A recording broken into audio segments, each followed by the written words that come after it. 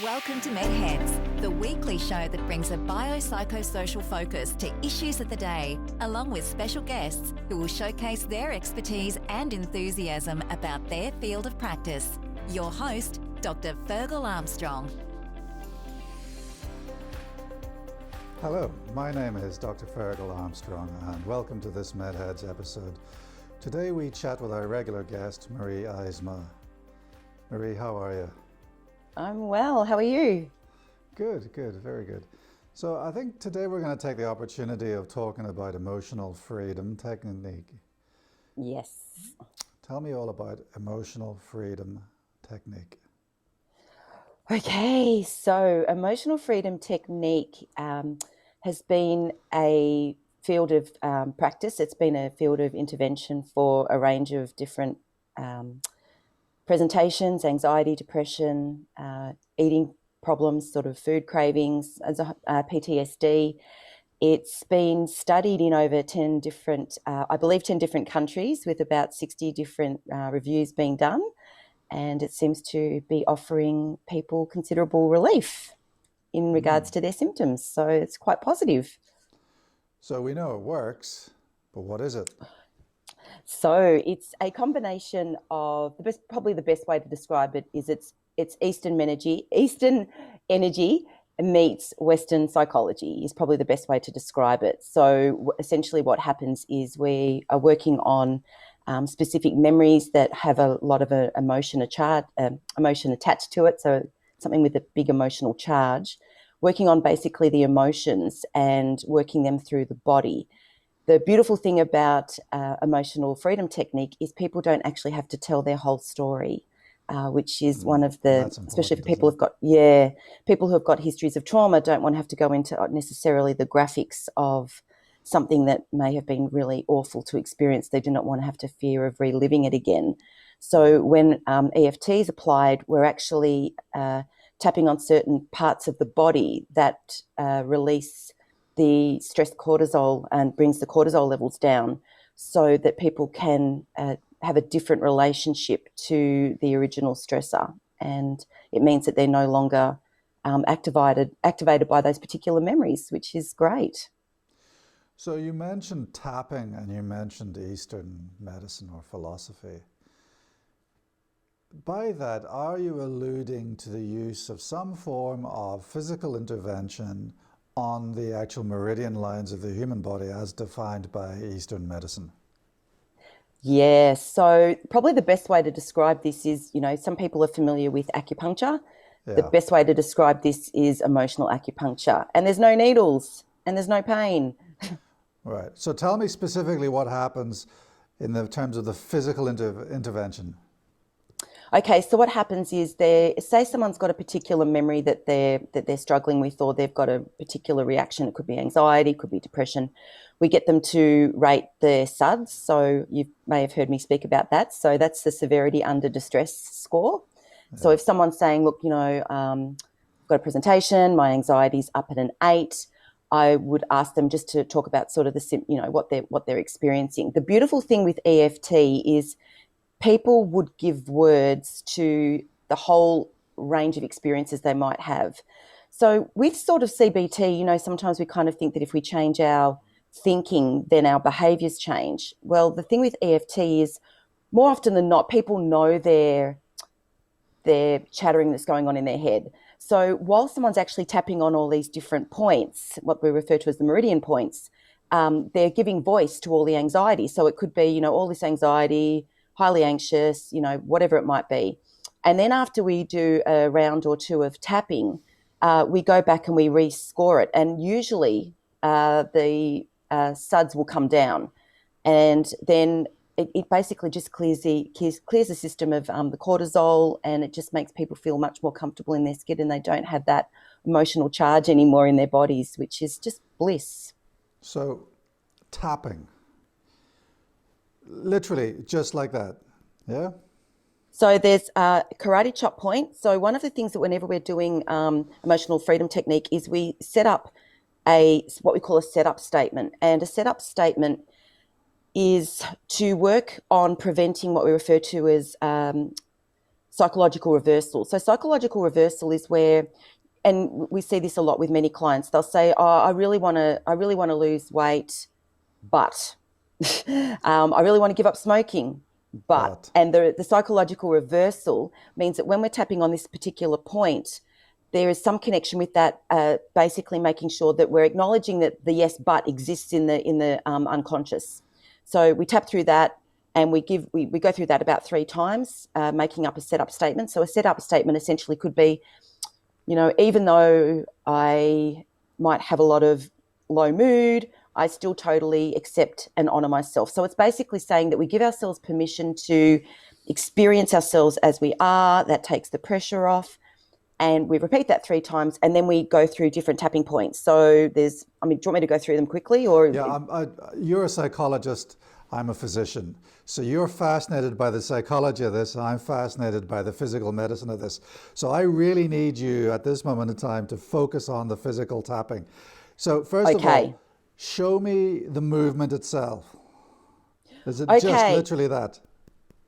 Okay, yes. So that's the karate chop point. So first of all, I need to clarify, I'm not a psychologist. I'm a clinical mental health social worker. All right, okay. In case I end up getting quite a bit misrepresenting myself. So we tap there, and that sets up, as I said, that connects with preventing psychological reversal. Where in the karate chop point. So it's between there and there. Right. So we tap on that part. So for an example, could be heightened anxiety. Right? Yep, I totally love and accept myself. So we're looking at the SUDS. We know that we've got a high score. Let's stop with the psychologist for the moment. Just show me the tappings. You're tapping there. So there's one, okay? There we're tapping on the corner of the eyebrow point, and we just, with 2 fingers, tap there. It's a very, very forgiving practice. We move across to the side of the eyebrow, where women sometimes get their Botox, under the eyebrow, under the eye, just under that bone. The zygoma. We tap under the nose, under the chin, sort of just under the lip. Now, we've got a collarbone, so I hope this doesn't interfere with my microphone, but we tap on the collarbone here. Yeah. We tap under the armpit. Right. You feel like a bit of a gorilla doing this one, but it's kind of under the rib cage. Right. And then there's some different parts on our fingers. Can you put your hand up so I can see your hand? Okay, so we're tapping on there. Technically the ring finger, or this one doesn't really do anything, but we just incorporate it anyway for the sake of it. Yeah. But of course, while we're tapping on all these parts, we're vocalizing whatever's going on. We'll move to the psychology in a second. I just want to go through the tapping points. Okay, so that's the tapping points. Right, so and essentially... Hang on a second. Okay. You've showed us the tapping points in the hands, the face, the head and the neck and the chest. There are no tapping points in the abdomen, the hips, the legs. Is that right? That's correct. There are ones you can do, but we don't use them. And also when you're thinking of... No, and I think also respecting people's boundaries, and especially if people have been traumatised or they've got a history of sexual abuse. I personally don't want to be travelling down too far anyway myself. Right. Okay. So before we move into understanding the psychological principles that occur whilst we're doing these tappings, I'm going to throw a spanner into the works. Is it the tapping that works better, or would the tapping work on its own, or is it the psychology that works better and would work on its own? Or is it genuinely the case that 2 need to coexist to actually have a benefit? Yes. We do know that if we're driving somewhere, even if we're not vocalizing, I know a lot of trainers, a lot of people who do this work might just tap on certain parts even when they're driving, just because it does reduce the cortisol levels. But when it comes to working on specific triggers, issues, traumas from the past, they need to be done both together. Right. And this is not mumbo jumbo. No, there is a decent evidence base behind this, and it really does work. Is. I mean, I've looked at some of the research. I'm not an expert in it entirely, but I am aware that there is good evidence that this actually does reduce cortisol levels and does help with anxiety and also with typical depression. Doesn't Yes. necessarily work with atypical depression, but it does work with anxiety disorders, certainly. That's Yes. surprising, isn't it? Yeah. Yeah, absolutely. And I think what I love about EFT is that most of us have got stories in our head. So while we're tapping, we're just giving ourselves permission to meet ourselves exactly where we're at. I wonder whether there's a linkage with things like, I'm trained very much in a lot of the Jungian work, which is about sort of acknowledging the dark and the light. When we've got all this stuff racing through our head, or we've got all these worries, or we've got all these self-doubts, they're there anyway. So why not let the words hit the air as we tap? Right. Because it's going on. Okay, so now is your time to talk about the psychology that is occurring as we're tapping. Now that we've got rid of the physical stuff, tell me everything you wanted to tell me when we were describing those tapping and meridian lines. Okay, so what's really interesting is each of these different parts have a connection to a relationship to possibly emotion in the body. And it's phenomenal when I'll say to a client, tell me something, out of all the parts that we tapped on, what part gave you the greatest amount of relief? And Right. I'll go back to a particular chart and I'll have a look. And 9 times out of 10, the issue that they've come in about, say it could be um, getting caught up in really being torn or triggered, or more like frustration, or their when I go back and look on the actual list of where these different parts affect. So if someone's got a lot of anger, then I'll Right. go back and I'll say, yeah, you know what, this part under here was the part that felt the best. 9 times out of 10, when I check it against that part, that's actually the part that the body instinctively got the most relief from. And that was usually connected with the presenting problem. So I don't know Right. this. When I go in there and do the work, I don't know this. But when I'll just out of curiosity and I'll just ask them and I'll go back to this chart and they'll go, yeah, well, this is where it felt the best. And I'm like, yeah, there you go. Right. So where is this chart? Have you got a chart to show us, or could you give it to us afterwards, or we could stick it up on the website? To you, yes, for sure. Yeah. So Great. yeah, different parts relate to different. Some of the stuckness, some of the frustration, the gerballing, the wheeling that we get stuck on. And Yeah. the anger, sadness, grief. Yeah. So tell me, tell me a case that you've dealt with that this has worked for. Yeah, if you can anonymize it. Can I really give you a snippet on how it actually came to be? Can I really Yeah. very Sure. quickly? Yeah. Okay. So a while ago, I believe he was a clinical psychologist. Dr. Callahan was working with a client that he inherited, a lady by the name of Mary, who had a massive water phobia. And like this had been long standing. I think she had been in treatment for years upon years. Nothing was shifting. And Dr. Callahan was doing some work in kinesiology at the time. And back in the days, like, many, many years ago, sometimes some of our forebearers as far as psychology would work with patients in their homes. I know a lot of the Gestalt therapists did. I know some of the humanistic transactional analysis trainers, the pioneers of those works, used to actually work with clients in their homes. So Dr. Callahan was working with Mary, and he just thought, look, what am I going to do? I've got this patient, she's not getting any better. And he just thought, at a whim, tried and applied some of the tapping that he was using in some of the kinesiology to her. And she got up and walked off to his swimming pool and jumped in the swimming pool and goes, I'm not scared, Dr. Callahan, I'm not scared anymore. And Wow. of course, plonked herself in the pool. And of course, it was safe. She wasn't going to drown in there or anything like that. But so that's when he started to realize, look, I'm clearly onto something. And from there on, then, and so he started up originally what was his title of his work was thought field therapy, which was quite a complicated, as I understand, a complicated technique. And then it was sort of refined by let me guess his name, Dr. Gary Craig. And there's a couple of Craigs. I've got to make sure I don't get their names mixed up. So then he actually created the EFT. So And why so in regard, why did we move from thought technique to emotional freedom technique? What does that mean?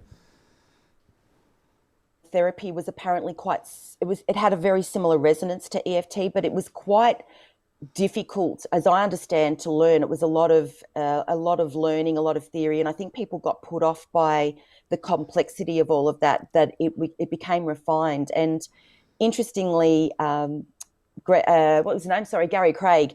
He was an engineer. So he modified this and then somehow put it all together. But I have seen so much of his training.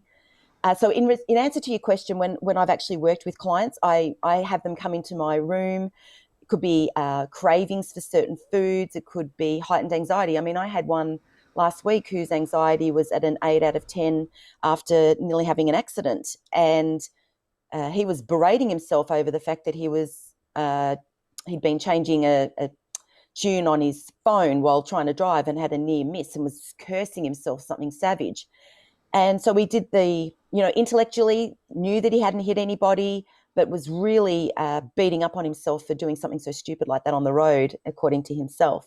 So it worked that through. He was having nightmares and brought that right back down to a 0 out of 10, and there was no more symptoms after that. I do it a lot with eating. I do it a lot with addictions. So, and spider phobias. I do it on my own kids, when they have to do some performances and stuff. So I've never seen it not work in all my time that I've been using this. So you've said a lot that is triggering my mind. But the first point I want to make is I think it's absolutely hilarious that it takes an engineer, a scientist, to actually come up with this emotional freedom technique. Isn't that hilarious? Yeah, and yet it's been taken into health psychology. I think it's Dr. Peter Stapleton. Let me just double check. So Dr. Peter Stapleton, so here's the EFT. Has been researched in more than 10 countries by more than 60 investigators whose results have been published in more than 100 different journals. So, yes. And I remember when I did my training, there was 5 people who had been veterans, and they all had a various range of symptoms, from major depressive disorder, panic disorder, substance abuse disorder. Like they literally had the trifecta. And I was watching these guys be interviewed before they had done one of the particular techniques that's used in EFT, which is tell the story technique. And they were having a dreadful time. They couldn't even sit comfortably in their chairs. They were leaping up. They were highly, highly distressed.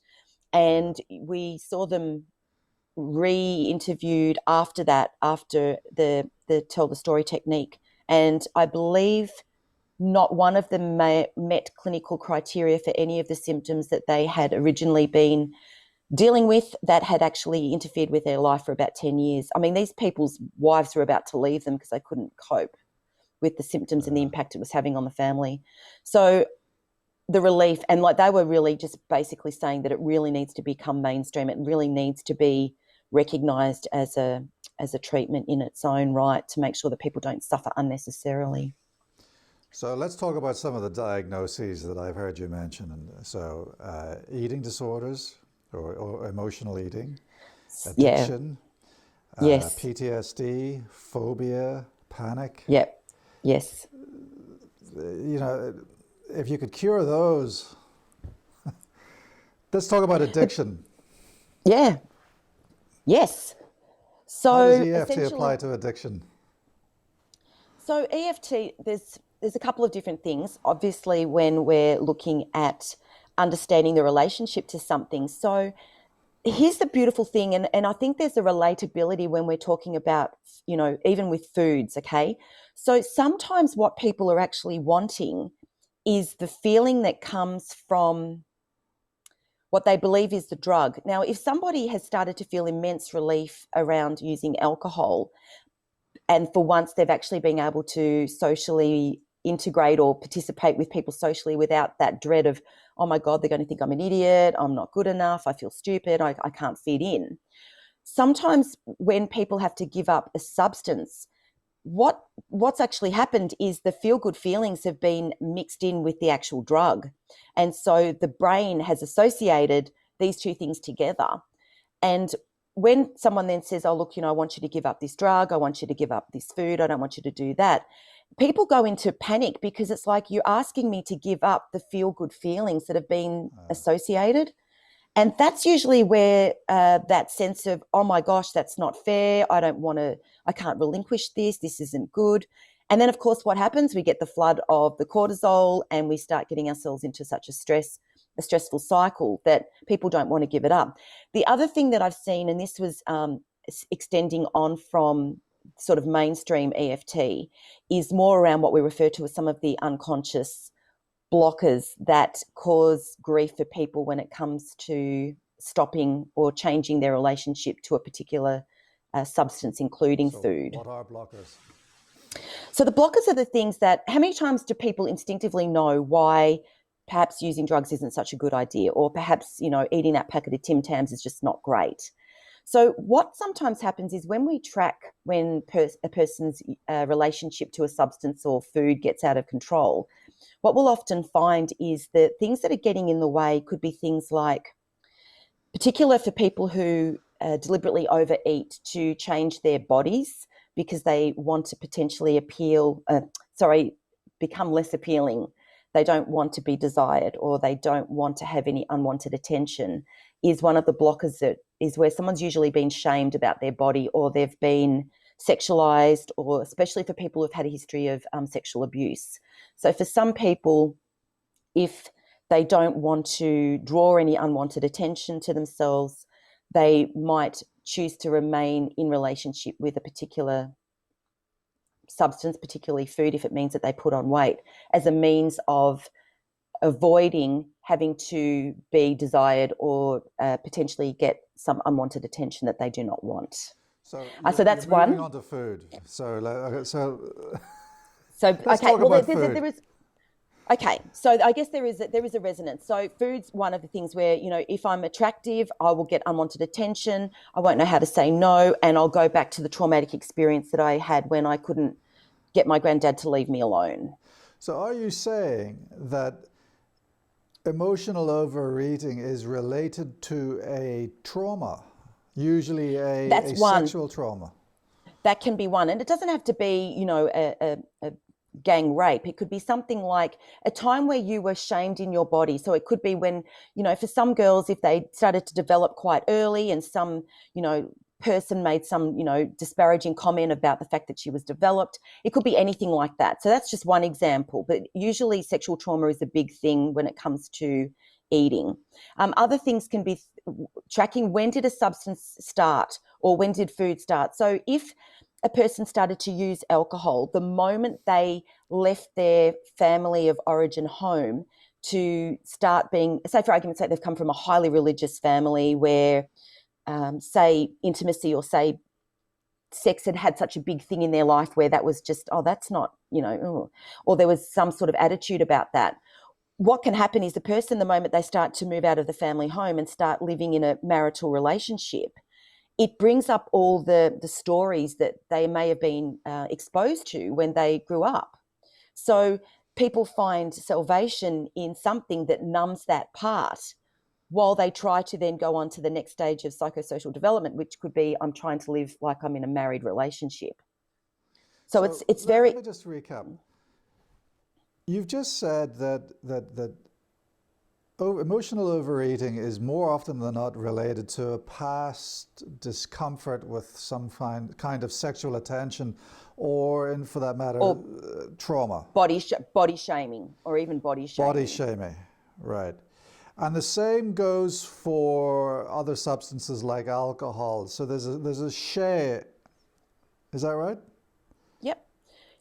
So in the person who then goes off and gets married, if, say, for argument's sake, they didn't have to deal with having to negotiate in their own mind what their relationship with them, they say their sexuality was, they may then start getting married, get married, and all of a sudden the stories that have come back from their very scripted family of origin, now all of a sudden they're trying to integrate that into the relationship, and they might be at odds with that. So that's a second time. So if you apply that to food, some of the examples we'll see is people have made a connection with being married, and maybe say they went and had a really lovely honeymoon and they ate lots of really, really rich foods. And then what they're craving for when they eventually, maybe all the dust settles and now they're starting to live after 10 years of marriage, what they're really seeking is the feelings that came with that experience of when they first maybe connected with their husband. But they don't know it because those two things have been connected by what we call associations in the brain. Right. Tell me about PTSD in this regard. Well, that the unconscious stuff, I don't really when it comes to the different 7 sort of subconscious blockers that get in the way, I don't usually see a lot of PTSD connected in with that, unless it's, as I said, usually a sexual trauma. All right. Yeah. Okay, so we've discussed the process of developing these problems. Basically, Yes. it relates to your childhood or your development. Yes. Usually before the ages of 7, we will take on everything and just absorb it. So emotional eating and alcohol use disorder starts in the brain under the age of 7. That's what you're saying? Well, or the predisposition to it. The predisposition in the sense that we take on everything because we don't have the developed sense to reality test, to weigh up our own appreciation or our own relationship to that. So it's like we're a sponge. So the unconscious, I've read stats that say that our unconscious behaviour our unconscious processes drive anywhere between 80 to 90, sometimes 95% of what we do. All right. Our conscious is less than that, of course. How does emotional freedom technique help in these situations? How does emotional freedom technique help with emotional overeating and alcohol use disorder? So what we do, so there's one other really important trigger that can get in the way is if somebody was to succeed. So, if we're applying, so we can use it for both. If someone was to walk away from, say, a very, very big drinking family culture, or they were to walk away or make changes to their weight, one of the questions we will often ask is, say for argument's sake, you walk into a room and you no longer carry the weight that you originally carried, or you walk into a family event but you don't have a bottle of bourbon with you. Who in that group is going to make a disparaging comment? Who is likely to say something to you? Because the unconscious blocker will be, I'm no longer part of the tribe. I will be marginalised, or I will be, or you'll upstage somebody, or somebody won't appreciate the fact that you've made changes. The other thing that's really big to unpack too is relationship to authority figures. So again, a lot of resistance, a lot of authority work is usually done when people have had a parent that has simply told them the word no without an understanding. There's a difference that people observe when it comes to separating care versus control. So if I say to hypothetically, I say to my daughter, look, I don't want you cutting that bread with that knife. There's a risk that you'll cut yourself. Well, there's a pretty good reason why don't do it. But if I just simply said to a young person, no, I'm just telling you no. Well, you can feel the energy. It's not coming from a place of no, don't do this because. It's doing that because I can say no to you. So when we're doing authority figure work, it's because the relationship to the authority figure has become ingrained in the person, and they're actually in battle with that part. So someone says, no, I don't want you to smoke drugs. Person goes, get stuffed. I'm going to do what I want. Even though in the long run, they're in battle with themselves, but they don't really realise it until we kind of break it down. So I asked the question again, how does EFT help with that? We actually realise where our authority or our choice and determination has actually been taken, and we take clients back to that moment, again applying the EFT process. So it's quite interesting work, but the relief is huge. So we actually, because as far as it's concerned, like when I spoke about EMDR last time, it's stored as a memory. So we actually go back and we work on where someone reclaims their authority, and we unpack what's really going on, and we take the battle out of that dynamic within themselves, again applying the techniques of EFT. All the while tapping on a particular part of the body. So you're asking about their past history, their antecedents, and their relationships with authority figures, their trauma, their abuse, their disparaging comments. All the while the patient is tapping their hand or their... So you kind of, so one of the things that I use with it, it's a different type of EFT, is where I might ask the person to, there's a technique that we do which is called push the food away. So, and I would imagine it's no different to push the drugs away. So when we get an emotional charge of, I really feel like I want to use, or I really feel like I want to eat, or I want to grab a drink, I ask a client to stop and ask themselves, just to pause and go, what's happening right now? And then I'll ask them, and it's going to sound a bit weird, but I'll actually ask them to say, close your eyes, follow the feeling back, and tell me where you are. And usually what will happen, they'll go back to a moment where I'm 7, I'm 8, I'm in the kitchen, I'm watching this happen. And then we get them to tap, and we get them to go back and what, what's going on right now? What are you experiencing? Okay, I feel I'm okay. I can sense that there's a big fight with mum and dad. Dad's, threatening to leave mum. Mum's really upset, and you might go back to this story around that. And at the same time, then you're obviously getting them to tap, because we want the cortisol level to come down. And we do a bit of what we even refer to as kind of reparenting work. So I might actually say, what's that 6-year-old really needing from you? Or what's that 8-year-old really scared for? And then we go in there and we do the work on a level where it's kind of like, okay, what's she needing? What does she need to hear from you right now? And it's amazing, because the client will then come back and go, I'm fine, she's cared for. And the story has then changed in the way that it's stored in the memory. So the person will still have the memory of mum and dad fighting. That won't change. But the emotional charge to it is no longer there, similar as what happens with EMDR. So to summarize, it really does work. It's not just mumbo jumbo. Maree, we're going to have to end it there. That's the end of the show today. As usual, I wish we had much more time, and I look forward to speaking with you again very soon. Thank you so much. Excellent. Thank you. That's it for today's MedHeads show. My name is Dr. Fergal Armstrong, and I look forward to your joining with us again very soon.